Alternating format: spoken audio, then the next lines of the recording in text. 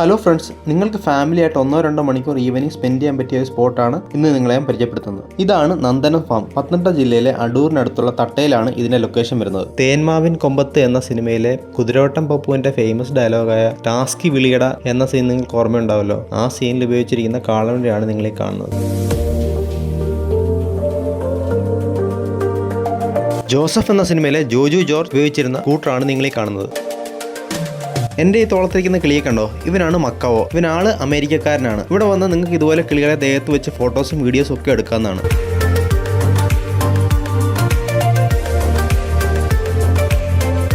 ഇവനാണ് ഇഗ്വാന. ഓന്ത്, ഉടുമ്പ് തുടങ്ങിയവയുടെ കുടുംബക്കാരനാണ് ഇവൻ. ഇവന്റെ മെയിൻ ആഹാരം പച്ചിലകളാണ്.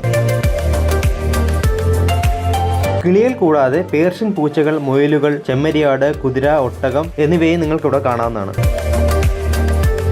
ഇവിടെയുള്ള പല മൃഗങ്ങളും സിനിമാ താരങ്ങളാണ്. പല സിനിമകളിൽ കൂടെ നിങ്ങൾ അവരെ കണ്ടിട്ടും ഉണ്ടാവും. ഇവിടെയുള്ള കുതിരകളെയും ഒട്ടകങ്ങളെയും കാളകളെയും ഒക്കെ ഷൂട്ടിംഗ് ആവശ്യത്തിനായി കൊണ്ടുപോകുന്നതിനാൽ എപ്പോഴും അവയെ ഇവിടെ കാണാൻ കഴിയണമെന്നില്ല. ജയറാമിന്റെ പഞ്ചവർണ്ണ തത്ത എന്ന സിനിമയിൽ അഭിനയിച്ച കഴുതയാണ് നിങ്ങൾ ഈ കാണുന്നത്.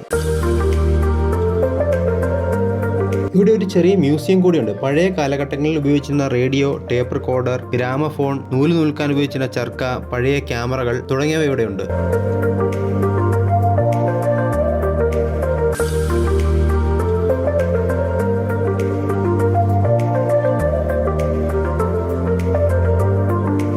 കുട്ടികളുടെ എൻ്റർടൈൻമെൻറ്റിനായിട്ട് ഇവിടെ ഒരു കേവും ചെയ്തിട്ടുണ്ട്. അതിനായിട്ട് എക്സ്ട്രാ ഫീസാണ്.